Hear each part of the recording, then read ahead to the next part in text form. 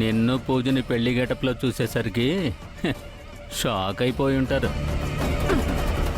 అయ్యారుగానే అండి, ఈ పెళ్లి నిజంగానే జరిగిందా, పూజకి గతం గుర్తున్నప్పుడు జరిగిందా, మర్చిపోయాక జరిగిందా అని ఇలా 100 క్వశ్చన్లు వేసేస్తున్నారండి. ఆ క్రాంతి అయితే అస్సలు నమ్మటం లేదండి.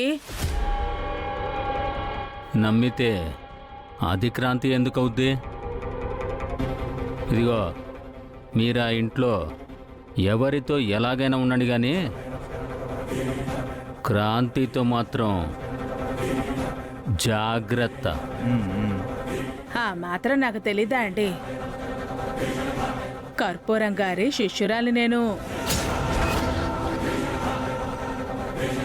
ఎవరితో ఎలా ఉండాలి, ఎక్కడ ఎలా ఉండాలి అని నాకు బాగా తెలుసు. అంటే వీళ్ళు కర్పూరం మనుషులన్నమాట. వాళ్లతో గొడవ పెట్టుకోకుండా త్వరగా పూజ ఆస్తి దక్కించుకొని రండి. మ్మ్. అయిపోద్ది సార్. అందుకోసమే కదా ఇవాళ మా అమ్మ నాకు పూజకి ఫస్ట్ నైట్ కూడా ఏర్పాటు చేసింది. ఆ?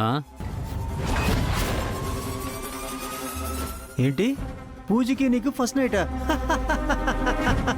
ఫస్ట్ నైట్ అంట. షో రేయ్, మీరు వెళ్ళిన పనేంటి, చేస్తున్న పనేంట్రా? ఏం లేదు బాబ్జీ గారు, పెళ్లి జరిగిందా లేదా అని డౌట్ పడుతున్నారు కదా. వీళ్ళిద్దరికీ శోభనం కనుక అయిపోయిందనుకోండి, ఇక వాళ్ళ నోళ్ళకి తాళాలేసినట్టే కదా. అంతేనా, లేక నీ కొడుకుని నిజంగానే పూజకి మొగుడిని చేసి ఆస్తిలో మాకు ఇవ్వాల్సిన వాటా ఇవ్వకుండా ఆస్తి మొత్తం నువ్వే నొక్కేయాలని చూస్తున్నావా?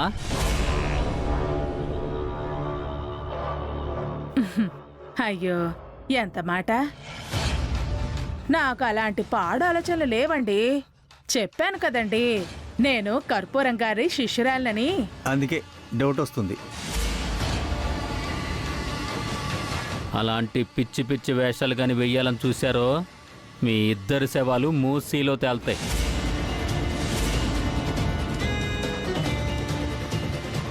నెక్స్ట్ ఏం చేయాలో చెప్తాను, వినండి.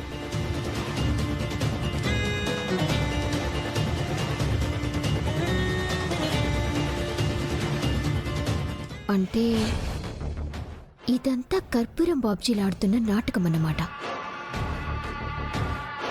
అయితే పూజకి గతం గుర్తున్నప్పుడైతే పెళ్లి జరుగుండదు. వీళ్ళే ఏదో మాయ చేశారు.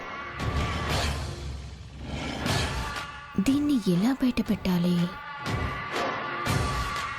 వెళ్ళి డైరెక్ట్గా పూజకి చెప్తే నమ్మదు. ఎలా?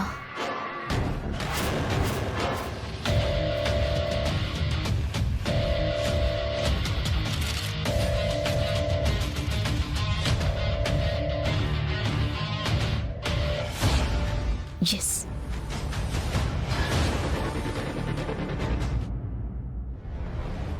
ఏంటి క్రాంతి నువ్వు చెప్తుంది? వీళ్ళంతా బాబ్జీగడ్ మనుషులా? అవునత్తయ్య, అందరూ కలిసి పూజ ఆస్తిని కాజేయటానికి ఈ పెళ్లి నాటకం ఆడారు. అయితే పూజకి పెళ్లి జరగలేదంటావా? కానీ తన మెడలో తాళిబొట్టుంది. ఇద్దరం ప్రేమించుకున్నామని వాడు చెప్తున్నాడు. ఇప్పుడు ఇదంతా కూడా అబద్ధం అయి ఉండొచ్చా?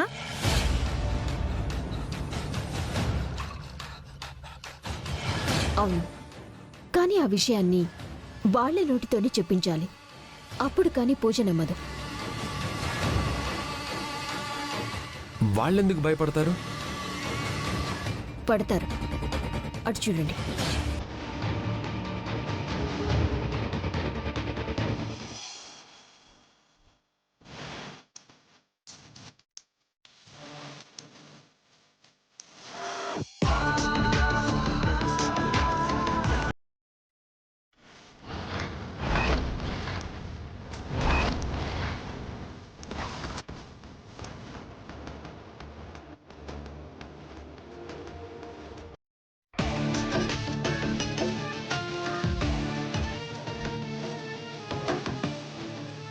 అరే బంటి, నువ్వా?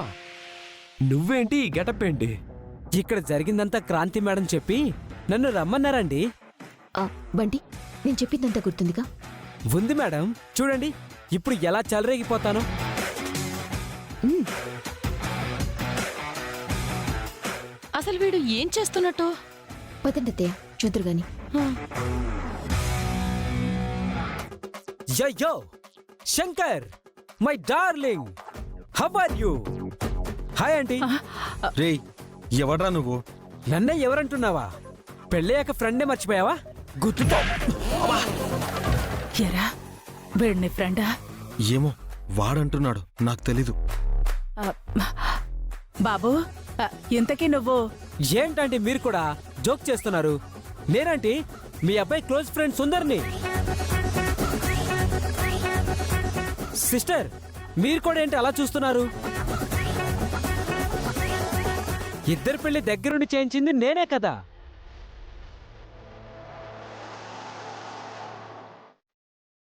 ఏంటి, వాళ్ళిద్దరి పెళ్లి మీరు జరిపించారా?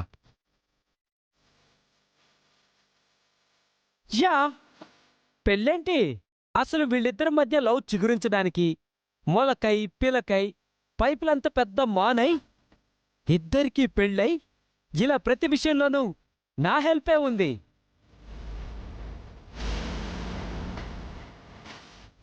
మరి వీళ్ళేంటి మీరెవరూ తెలియదన్నట్టు మిమ్మల్ని ఫస్ట్ టైం చూస్తున్నట్టు చూస్తున్నారు?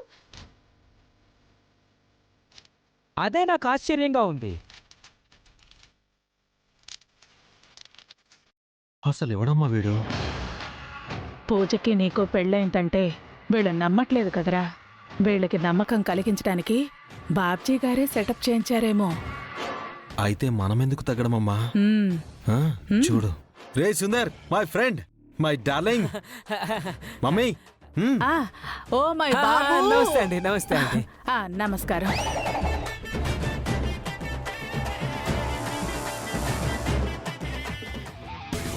అంటే ఇప్పటి వరకు అతను ఎవరో తెలియదన్నట్టు చూశారు, ఇప్పుడు సడన్ గా కౌగిలించుకుంటున్నారు.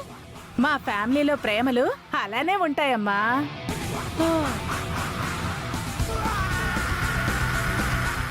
అయితే ఈయన మీ ఫ్రెండ్? ఆ, డౌటే లేదు. మీ ఇద్దరికి దగ్గరుండి ఈయనే పెళ్లి జరిపించారు. అవును, అందులో క్వశ్చనే లేదు. ఓ వెరీ గుడ్. క్రాంతి, ఏంటి నువ్వు చేస్తున్న పని? ఆయన మీద చేసుకుంటావా?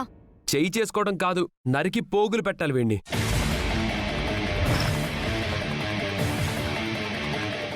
నీకు వీడికి పెళ్లి జరిగిందన్నది అబద్ధం. వీడు నీ భర్త అనేది అబద్ధం.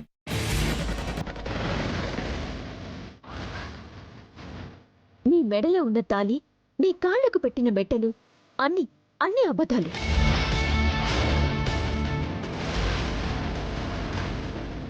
నీ మొగుడు అనుకుంటున్న వీడు వీడిని ఫ్రెండ్ అని చెప్తున్నాడు కదా. వీడు వాడి ఫ్రెండ్ కాదు, మీ బావ బాడీగార్డ్ బంటి.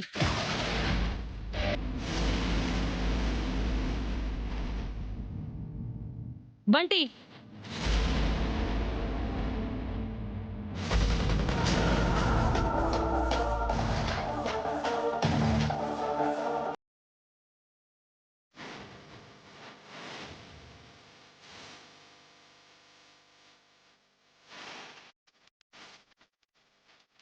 ఇప్పటికైనా అర్థమైందా పూజ, వీళ్ళు నిన్ను మోసం చేస్తున్నారని?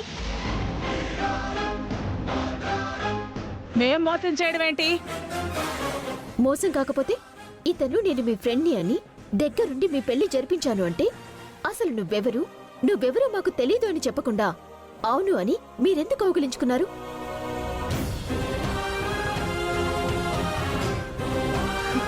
ఇప్పటికైనా అర్థం చేసుకో పూజ. అసలు నా చుట్టూ ఏం జరుగుతుంది? నేనెవరిని నమ్మాలి?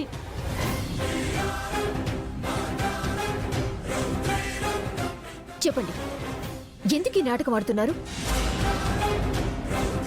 ఆస్తి కాజేయడానికి ఆ బాబ్జీ గాడు మీతో ఇలా నాటకం ఆడిస్తున్నాడు కదా.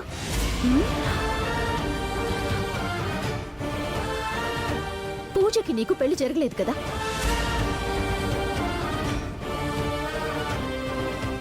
మాట్లాడరే. వామ్మో వాతల్లో మనుషులు ఇంత దుర్మార్గంగా కూడా ఆలోచిస్తారా? అమ్మ పూజమ్మ, నేను ఆ రోజే చెప్పాను మీ పెళ్లి వీళ్ళకి ఇష్టం లేదు కాబట్టి మీ ఇద్దరిని విడగొట్టడానికని చెప్పి ఖచ్చితంగా ఎన్నో కుట్రలు చేస్తారని. ఇప్పుడు కూడా వీళ్ళందరూ అదే చేస్తున్నారు. హే, నాటకాలు ఆడుకో. కుట్రలు చేస్తుంది మీరా మేమా? మీరే.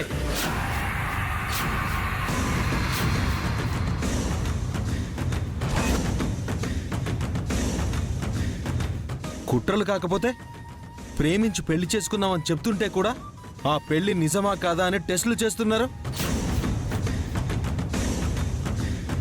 వీడు మీరు పురమాయించిన మనిషేనని వాడు ఫ్రెండ్ అంటూ ఎంటర్ అయినప్పుడే మాకు తెలుసు.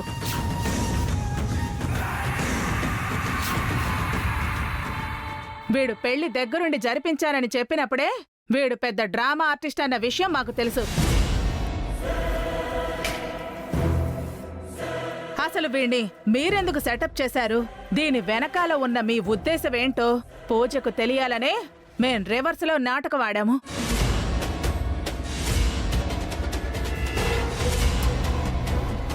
పూజమ్మ, ఇంకా ఇక్కడే ఉంటే ఇదిగో వీళ్ళు ఖచ్చితంగా మీ ఇద్దరిని విడదీసేస్తారు. మనం ఇక్కడ ఉండద్దమ్మా. అవును పూజ, మనం ఇక్కడ నుంచి ఎక్కడికైనా వెళ్ళిపోయి ప్రశాంతంగా ఆనందంగా బతుకుదాం. పదమ్మా. ఆగండి. మీ నాటకం బయటపడేసరికి కొత్త డ్రామా మొదలు పెట్టారా? ఇంకా ఆపుతారా?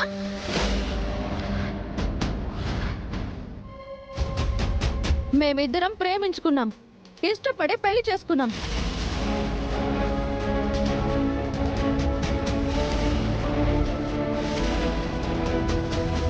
గతాన్ని నేను మర్చిపోయి ఉండొచ్చు, కానీ ఆయనకు గుర్తుంది కదా. పెద్దావిడైన అత్తయ్య గారు కూడా ఉన్నారు కదా, ఆవిడెందుకు అబద్ధం చెప్తుంది? ఎందుకు మీరందరూ పదే పదే వాళ్ళ మీద నిందలు వేయాలని చూస్తున్నారు? నిందలు వేయటం కాదు పూజ, వాళ్ళు నీ ఆస్తి కోసం నన్ను మోసం చేస్తున్నారు అనుకున్నావు, అంతే కదా? అంతేకాదే, అదే నిజం. ఆస్తి కోసమే అయితే ఆయన నన్ను పెళ్లి చేసుకోవాల్సిన అవసరం ఏముంది? మేమిద్దరం కలిసి ఉండాలని తాపత్రయపడాల్సిన అవసరం అత్తయ్యకేముంది? ఆయన ఆస్తి ముఖ్యం అనుకుంటే కాజేయడానికి వాళ్ళేం ప్లాన్ చేయక్కర్లేదు. ఇప్పుడే నేనే రాసిచ్చేస్తాను.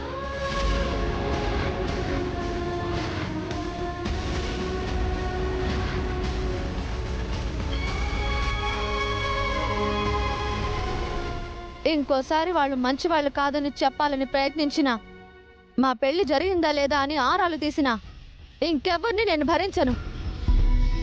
పదన్నత్తయ్య.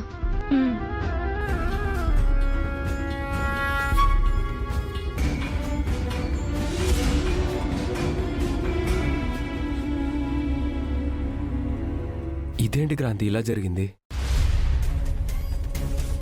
దొంగలు దొరికినట్టే దొరికి తెలివిగా తప్పించుకున్నారు. మాటల గారడీతో పూజని మోసం చేయొచ్చు, కానీ ఆధారాలు చూపిస్తే పూజ మాయలోంచి బయటపడచ్చు కదా.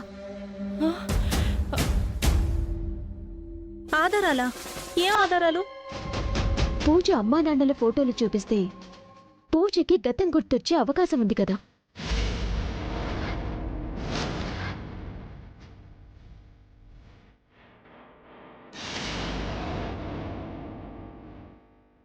అవును, ఎంత గతాన్ని మర్చిపోయిన వాళ్ళైనా అమ్మ నాన్నల ఫోటోనైతే గుర్తుపట్టొచ్చు కదా. అత్తయ్య మావయ్యల ఫోటో ఇంట్లోనే ఉండాలి, రా వెతుకుదాం.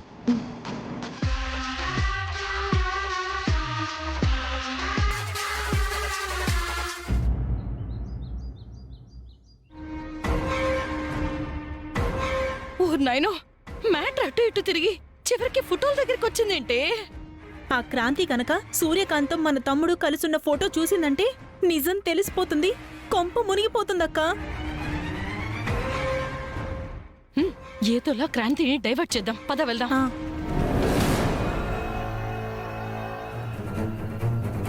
రే, మీ మావయ్య వాళ్ళ ఫోటో ఇక్కడెందుకు ఉంటుందిరా? ఇంకెక్కడ ఉంటుంది? ఇదివరకు అందరికీ కనపడేలా హాల్లో ఉండేది. ఆ ఫోటో కింద పడి గ్లాస్ పగిలిపోయి రిపేర్కి ఇస్తామన్నారు కదా. ఆ తర్వాత మళ్ళీ ఆ ఫోటో కనపడితే ఒట్టు. ఆ ఫోటోకి గ్లాస్ వేయించమని ఇచ్చింది నాకే కదా. అయినా అది పూజ వల్ల అమ్మా నాన్నల ఫోటో కాదు, పార్వతీ పరమేశ్వరుల ఫోటో. పార్వతీ పరమేశ్వరుల ఫోటో అంటుందేంటమ్మా? రే, అది అలాగే అంటుంది కానీ నువ్వు వెళ్ళి పై బెడ్రూమ్ లో వెతుకో. క్రాంతి, నువ్వు వెళ్ళి ఆ పక్క బెడ్రూమ్ లో వెతుకో. అక్కర్లేదత్తయ్య, నేను ఇక్కడే వెతుకుతాను. మీరు వెళ్ళి పక్క బెడ్రూమ్లో వెతకండి. అది కాదే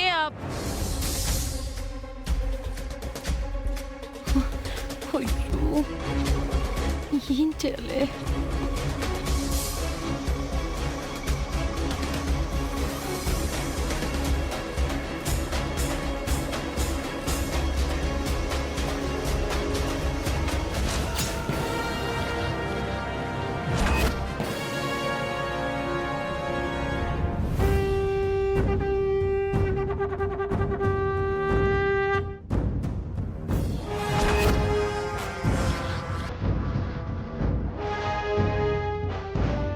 ఏమండి, ఇక్కడ ఒక ఫోటో ఉంది.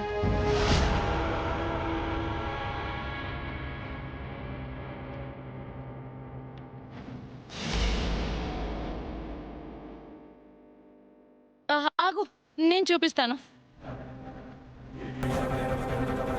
అదే, ఎందుకంత తొందరపడుతున్నారు? ఫోటో చూడనివ్వండి. అక్కర్లేదు, నేను చూపిస్తా. వద్దు. తనెందుకు చూడకూడదమ్మా? చూడనివ్వు. అది కాదురా. ఏయ్,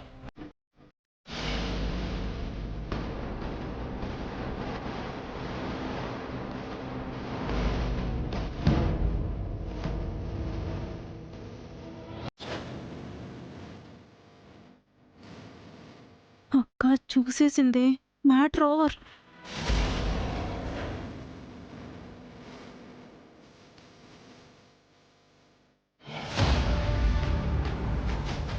ఈ ఫోటో తీసుకువెళ్ళి పూజకు చూపిస్తారా?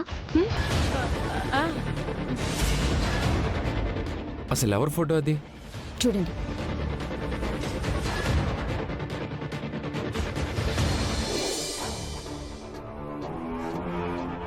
ఇది మా అమ్మ వాళ్ళ ఫోటో.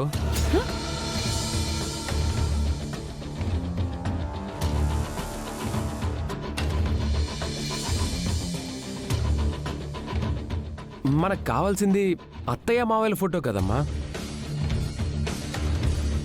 అసలు ఫోటో ఎక్కడ పెట్టావే? ఇక్కడే ఎక్కడో పెట్టానక్క, ఎక్కడ పెట్టానో గుర్తు రావట్లేదు.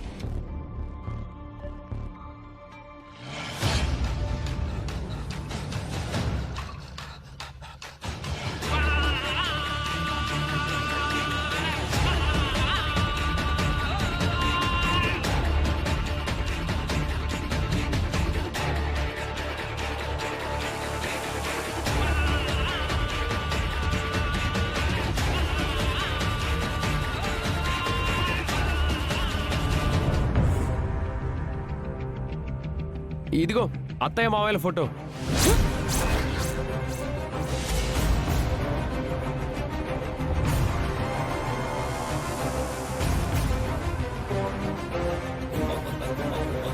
ఏది చూపించండి.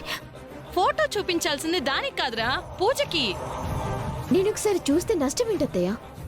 చూస్తే మాత్రం లాభం ఏంటి అక్క? పద.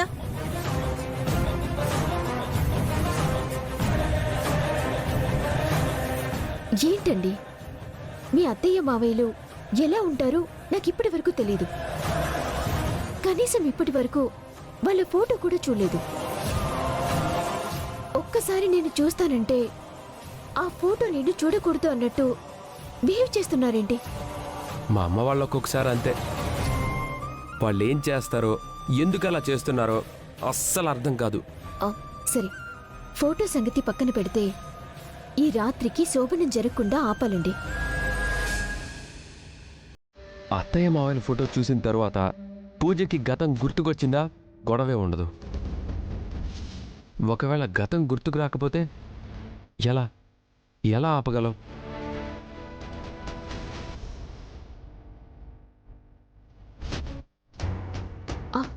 నాకు ఒక ఐడియా వచ్చిందండి.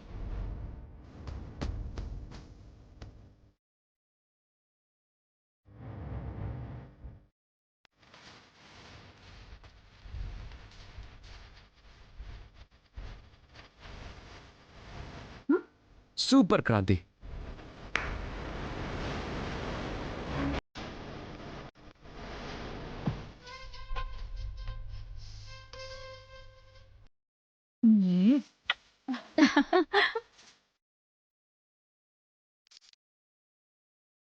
చూడమ్మా, పదే పదే చెప్తున్నానని తప్పుగా అనుకోకు.